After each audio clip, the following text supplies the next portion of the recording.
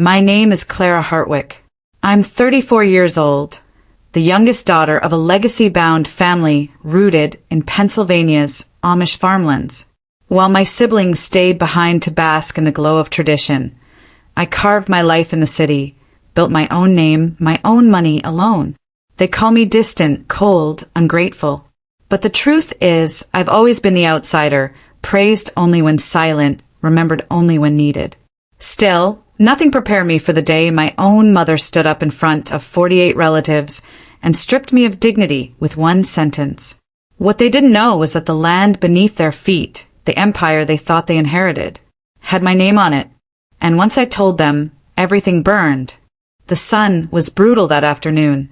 Sharp light poured across the tables, lined with white linens and polished silverware. 48 relatives under one giant tent pitched across the east field of the Hartwick estate. I'd driven 3 hours from Philly just to be reminded I was still the black sheep. Beatrix clinked her champagne flute first. Everyone looked. Then she stood. Mom followed. And I knew. She's the one who's always here, Mom said, smiling too wide, her voice slicing through the breeze. Always sacrificing for this family. Always loyal. Beatrix lowered her eyes, fake modest. And then there's Clara. Mom didn't raise her glass. She never shows up, never contributes. But she's here today. Let's at least be grateful for that. I didn't blink, didn't swallow, just smiled. Polite, dead. A few people laughed, the nervous kind. Someone whispered, "Yikes." Gideon glanced at me from across the table. His expression don't. But I already had. My phone buzzed on my lap. No caller ID. One message. If they only knew who really owns this place. I looked up. Marcellus was watching me from the porch. No emotion. Just calculating. They had no idea. The tent smelled like overcooked beef and rotting family history. My fork scraped the plate. I stood up, pushed my chair in slowly. My heart didn't race. My face didn't flush. But inside something opened. Something cold. "Excuse me," I said. No one stopped me. That was always the rule with me. Let her go. I walked past the hedges, through the orchard path, around the old silo. No one followed. I made it to the old cottage, the one Grandpa built before the main house, where I always stayed, away from the rest. The door creaked open. Dust. Silence. I locked the deadbolt. Pulled the shades.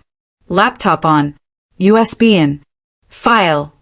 H-17 transfer clause. Confidential. I opened the folder. Scanned the first document. My name. My name. All rights of land ownership and operating authority to be transferred in full to Clara Hartwick upon the date of legal majority. 11 years ago. They thought I was the girl who ran away. But I never ran, I waited. I learned. I played the long game. And now the game was over. You know what the problem with lies is. I whispered to the silence. They always need backup. Truth stands alone. I stood, walked to the window. Marcellus was still on the porch, still watching. But he didn't know I was watching back. They humiliated me in front of everyone. Let's see how they react when they find out who signs their paychecks. The night after the toast, the farm went silent. Not peaceful, suffocating. Even the crickets held their breath. I shut the cottage door, bolted it, and threw the chain. The laptop's screen glowed cold. I stared at the folder again. H-17 transfer clause, confidential. I clicked. The screen loaded the scanned copy of the will. Black ink, stamped and notarized, signed by my grandfather himself. My name printed in bold. Sole beneficiary. Every acre, every structure, every damn dollar tied to this land. But something was wrong. The metadata showed the scan was from a now-dead email address. No backup, no server trace, like someone wanted it gone. I clicked through the subfolders. One was empty. That folder used to have the original lawyer's letter. Now, nothing. Another ping on my phone. Private number. Again. They're already deleting your trail. I froze. Someone was watching. Outside, the trees rustled. Wind, or something more deliberate. I called Ivy. She's playing the family game. You're holding the detonator, Ivy said. Don't wait. Act before they lock you out completely. I could hear traffic behind her. City noise. Sirens. What do I do if they've already altered records? I asked. You prove fraud. Prove the original existed. Metadata. Witnesses. You know the drill. I hung up. I didn't sleep. Instead, I waited for daylight to crack through the blinds. 7:04 a.m. I was already behind the wheel, gravel spitting under my tires as I turned off the farm road toward Lancaster County Recorder's office. The office smelled like cold laminate and sweat. Clerks typed quietly behind glass windows. I handed over a request form. Property deeds, historical, Hartwick Estate. I want to see everything filed between 2010 and 2012. The clerk, a young guy with a pimple on his temple, scanned the form. Do you have clearance? Or relation to the listed owners? I leaned forward. I am the owner. Cut to 30 minutes later. I'm in the back room. Overhead lights buzzing faintly, pages flipping. One by one. Marcellus's name. Beatrix's name. But mine? Absent. Everywhere I should have appeared, white out. Literally. A single document caught my eye. Faded ink. A memo from the Hartwick family attorney. Time-stamped August 4th, 2011. The last day I saw my grandfather alive. He'd written, transfer to be completed per Section H, 17 under Clara Hartwick, effective immediately upon her 23rd birthday. That was the clause. The clerk came back with a manila folder. Weird thing, he said. There was a fire in the storage wing. Small, but some records never got scanned, including this one. He handed it to me. My breath caught. The edges were scorched, but in the middle, legible in uneven cursive, was my grandfather's signature, and someone else's. Beatrix. 2 signatures. 1 blessing. 1 theft. She was there, I whispered. I drove back to the farm. The sun was rising harsh and blinding. I parked near the old barn, walked in. The air smelled like hay and gasoline. The ledger was still there, our old family notebook where Grandpa logged every decision, every investment. I turned to the back page. Blank. Then something caught my eye. Impression marks. Someone had written hard and torn the page out. I took a pencil, rubbed it sideways over the surface. Faintly, words surfaced. Do not trust M, nor B. They're planning to sell behind your back. I've seen the papers. Get out. G. Gideon? The barn creaked. I turned. Beatrix stood in the doorway. You digging through ghosts, Clara? Her voice was sweet and sharpened. I shut the book, just collecting what's mine. Beatrix stepped inside. Sunlight cut her face in half. The left calm, the right cold. Still clinging to that story, huh? I said nothing. She looked around, then back at me. You always thought silence was power, but in this family silence is permission. I walked past her. Her voice followed. They won't believe you, you know. You don't belong here. I didn't turn around. I didn't have to. I already had proof. But I didn't have time. Back in the cottage, I printed the scan, stuffed it into a folder, taped it behind the closet mirror. If they came for me, at least the paper would survive. My phone buzzed again. Blocked. Don't dig, Clara. Some graves are meant to stay closed. They thought I was the problem. I'm about to become their consequence. It was past midnight when I heard the click. Not loud. Sharp. The kind of sound that shouldn't happen in a locked room. I froze in bed, every muscle screaming silent alarms. Another click. Then a creak. Floorboard. Hallway. 3 feet from my door. I moved fast. No light. No breath. slipped the folder from behind the mirror. USB clenched in my fist. I didn't go for the front door. I went for the side window. The frame whined as I slid it up. Cold air rushed in, thick with smoke. Wood smoke. Someone was burning something nearby. I dropped down onto the grass. No footsteps behind me.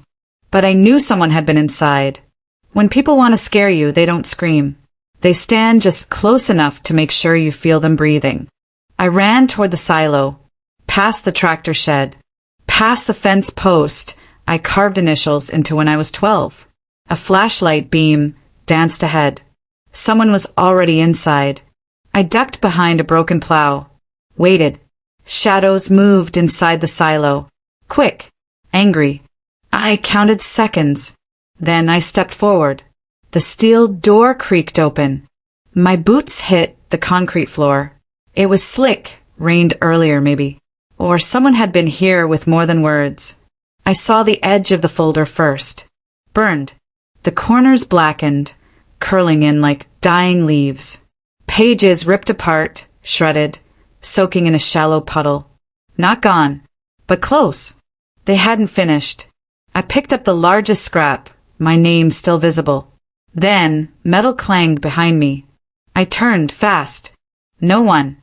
But on the ground, a chain. Heavy. New. Someone had locked the silo door from the outside, and then ran, trapping me inside. I didn't panic. Not right away.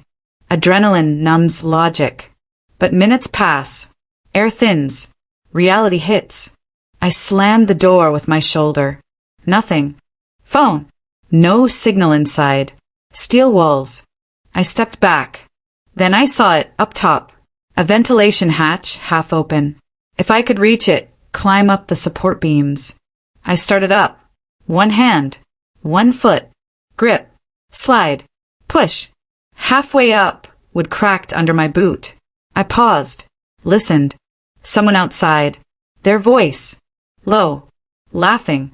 I caught a name. Gideon. Not mine. Not Beatrix. Just Gideon. Was he with them? Or warning me? The wood cracked again. I jumped for the hatch. Pulled myself through. Hit the roof hard. Rolled. Scraped my arm raw on rusted metal. But I was out. Above the farm. The whole estate below, glowing gold in moonlight like nothing ever burned here. But it had, and it would again. I climbed down the side using the drainage pipe, boots scraping metal loud enough to wake a goddamn ghost. When I hit ground, I ran. No looking back. They weren't trying to scare me anymore. They were trying to erase me. Back in the cottage, I checked the mirror. The second USB, still taped to the back. Untouched. The real backup. The silence was louder than ever. You know what they say. When it goes quiet, the hit is already on its way. Phone buzzed again. Blocked. Stop digging or you'll be buried next. They burned the will, but they forgot I'm fireproof. By morning, the sky was the color of wet ash. My eyes hadn't closed once. I poured black coffee straight from the pot, burnt and bitter. It tasted like the truth, scalding, necessary, and hard to swallow. Ivy called at 7:43 a.m. No small talk, she said. You're going to want to sit down. I'm already standing. There's a private land auction scheduled for next Friday. Your family filed under a holding company in Delaware. Guess whose name is on the transfer authorization? Marcellus. No, she paused. Yours. Cut. The mug slipped, cracked on the edge of the counter. Coffee hit the floor. I didn't move. They forged my signature. I asked, voice flat. They used your old tax ID. And yes, it's legal if uncontested. They're betting you'll keep quiet. Or disappear. I'm not disappearing. Ivy exhaled into the phone. Good. Because the second part is worse. Of course it was. She continued, the company buying the land? It's not real. It's a shell. The real owners are Beatrix and Marcellus. They're laundering it back to themselves. I sat down. You ever wonder why people sell things they already own? Ivy asked softly. Because it's easier than asking permission. I ended the call. Cut to 15 minutes later. Driver's seat, engine roaring. Tires skimming gravel, hands white on the wheel. I drove straight into town.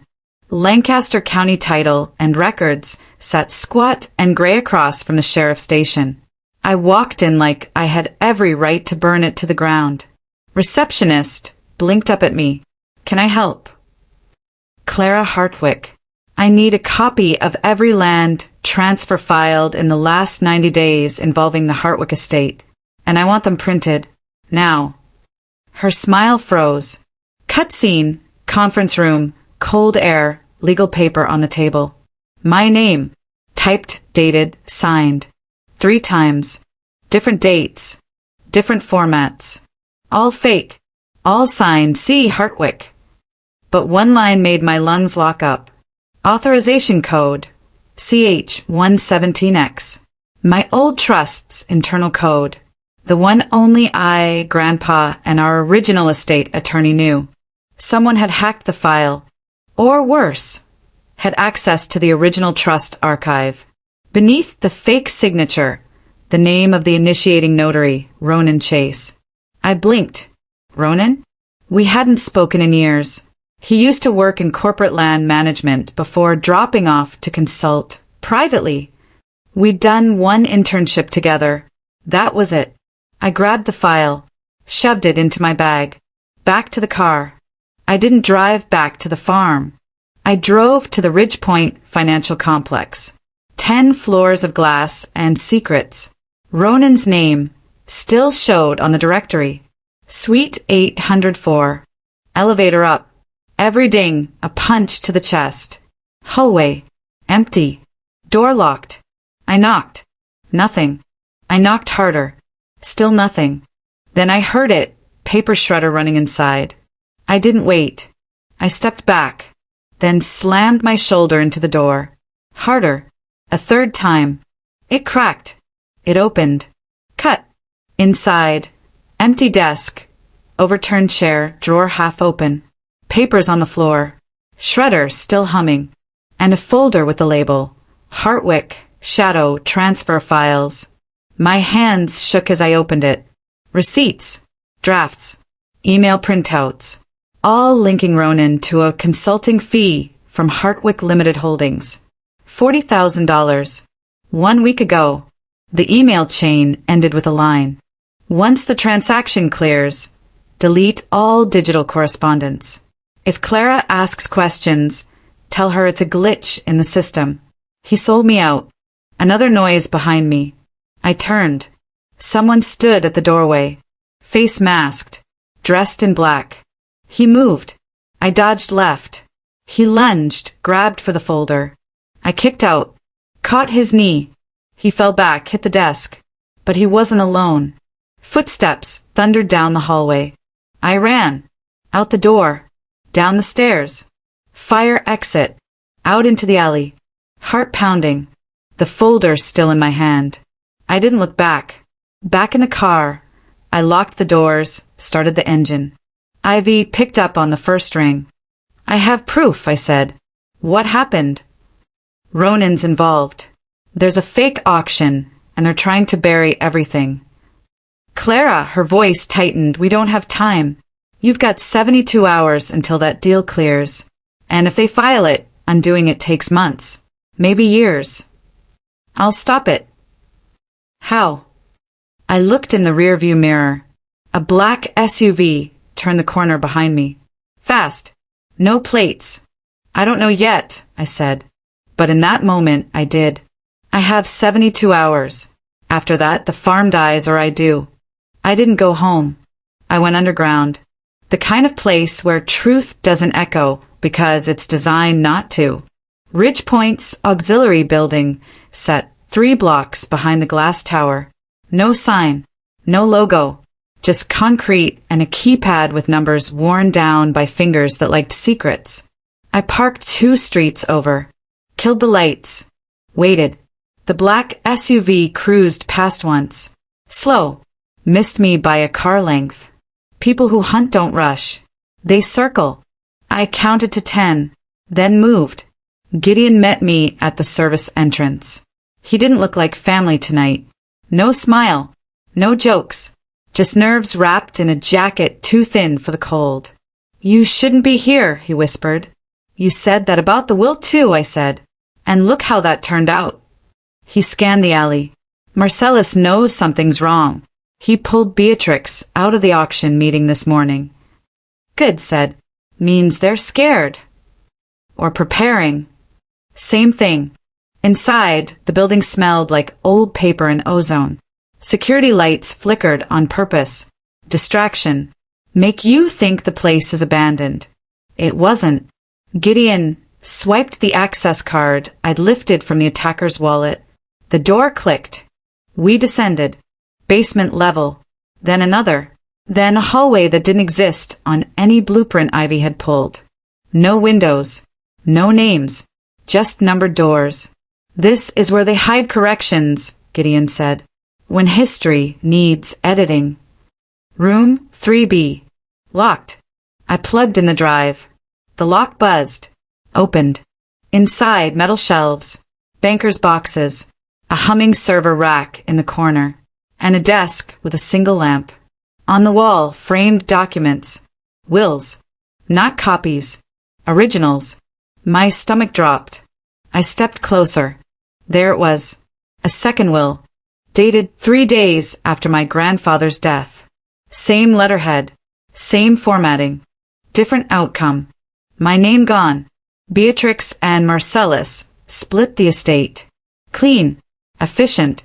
Criminal. I reached for it. And froze. Because the signature was perfect. Too perfect. That's impossible, Gideon whispered. Not if you steal a man's pen before he dies, I said. And practice long enough. The server rack chimed. Incoming upload. Someone was accessing the room remotely. I yanked the drive, plugged it in, started copying everything. Files flew across the screen. Transaction logs. Consulting fees. Ronan Chase's name appeared again, then disappeared. Redacted. But not fast enough. There, Gideon said. Timestamp. The fake will had been notarized after death. Federal crime. Felony. The door slammed. Lights cut. Emergency, red, flooded the room. Footsteps. Fast. Move, I said. We ran. Out the side exit. Down the stairwell. Alarms screamed now, real ones. Halfway down, Gideon stumbled. Gunshot. Concrete exploded inches from my head. We hit the bottom floor hard. Fire exit ahead. Another shot. I pushed Gideon through. The door burst open. Cold air. Rain. We ran. Across the parking lot. Toward the drainage canal behind the building. A third shot. Closer. Gideon went down. I turned. Dragged him behind a dumpster as headlights swept the lot. A man stepped out of the SUV. Masked. Calm. Professional. You're persistent, he said. That's expensive. I reached into my jacket. Pulled out my phone. Hit send. Too late, I said. I already filed the report. He paused. What report? Mandatory fraud disclosure. County. State. Federal. You know the rule. Once it's filed, the clock doesn't stop. He hesitated. That was the tell. People who control systems fear paperwork more than guns. Sirens cut through the rain. Distant, but coming. He stepped back. You don't win this, he said. I looked him dead on. Winning is surviving long enough to tell the truth, I said. Everything else is noise. He vanished into the SUV. Tires screamed. Gone. We stayed hidden until the sirens passed us and kept going. Ivy called the second my phone regained signal. I pulled favors, she said. Temporary injunction. 72 hours. Auctions frozen. I exhaled for the first time all night. Good, said. Because I have something better. What? The real crime. Silence. Then Ivy whispered, Clara, if this goes public. It already is. I stared at the files glowing on my screen. Truth has weight. Once it drops, it breaks bones. I have 72 hours. After that, the farm dies. Or I do. I walked into the ballroom like I owned it. Because, technically I did. Every crystal chandelier, every linen-covered table, every flute of champagne balancing on silver trays, paid for with the land my family tried to steal from me. The whispers started immediately. She showed up. She's got nerve. She's gonna lose. I smiled. People love a fall, but they never prepare for the rise that comes after. Marcellus was at the podium, flanked by Beatrix in a cream power suit that screamed desperation. AMC's lawyer was on the far side, flipping through a stack of documents, ones I had already invalidated. Ivy stood by the double doors, nodding. The injunction held. I stepped up to the table, labeled bitters only. The man next to me, Robert Ames from Chicago, looked up, surprised. "You here to watch?" he asked. "No," I said. "I'm here to reclaim." The mic squealed. "Let's begin," Marcellus said, voice smoother than glass. "The Ridgepoint estate, starting bid at—" "Objection," I said. Dead silence. I moved to the front, held up a sealed envelope. "Filed this morning with the Superior Court of Jefferson County. Fraudulent title transfer. Forged signatures. Conflict of interest. All backed by digital evidence and third-party notarization timestamps." Beatrix paled. Marcellus stiffened. The AMC lawyer blinked and quietly closed his briefcase. I stepped up to the podium. "The auction is cancelled. Effective immediately." 1 second of stillness. Then chaos. People surged up, shouting. Investors yanked out phones. Security moved. Reporters stormed in from the side doors. I saw Nolan, back of the room, alone. He looked at me, eyes cold, calculating. He nodded. One small, sharp nod. Then he was gone. Cameras flashed. Ivy passed me a folder. Inside, a printed statement. I read it out loud. "In accordance with federal and state guidelines, I, Clara Whitmore, declare full ownership of the Ridgepoint property. The farm remains in trust for conservation, protected under new legal structure as of 8 a.m. today." My voice didn't shake, because I had spent years letting them step on my silence. Today it shouted back. I sat in the middle of the farmhouse later that night. Quiet now. No screams. No sirens.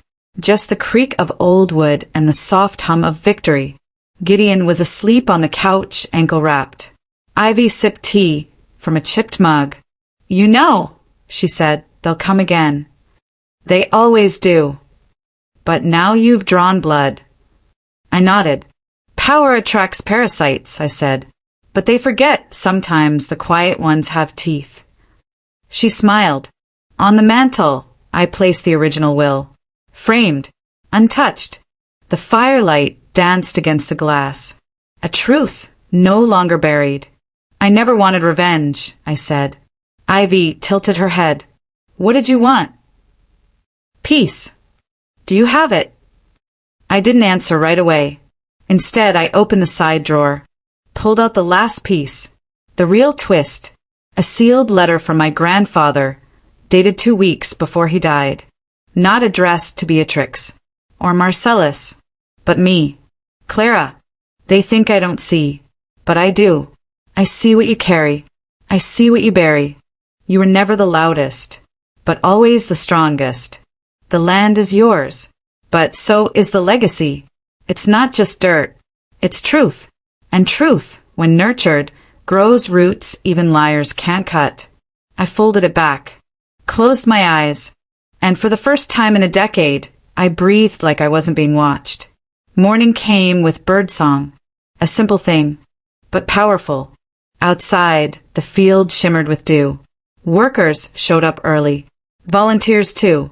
People who believed in rebuilding what greed tried to poison. Gideon limped out holding coffee. "You gonna name the trust?" I nodded. He raised a brow. "What's it called?" I looked at the sun cresting over the Ridgepoint Hills, the place they tried to erase, and smiled. Truth Farm. Because that's what survived. And no one steals what you're willing to fight for.